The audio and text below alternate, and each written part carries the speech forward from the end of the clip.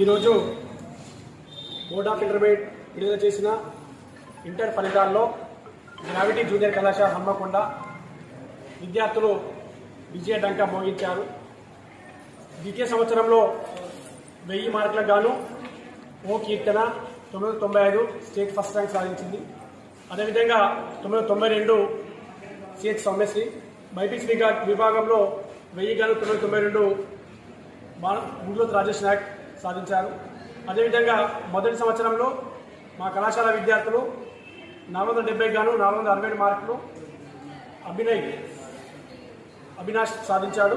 అదేవిధంగా 466 ఒక ముగ్గురు విద్యార్థులు, 465 ఒక నలుగురు విద్యార్థులు, మొత్తంగా 460 పైన 460 నుండి 467 వరకు 35 మంది విద్యార్థులు మా కళాశాల విద్యార్థులు వాళ్ళు విజయ దిండు మోగించారని తెలియజేసుకుంటున్నాం.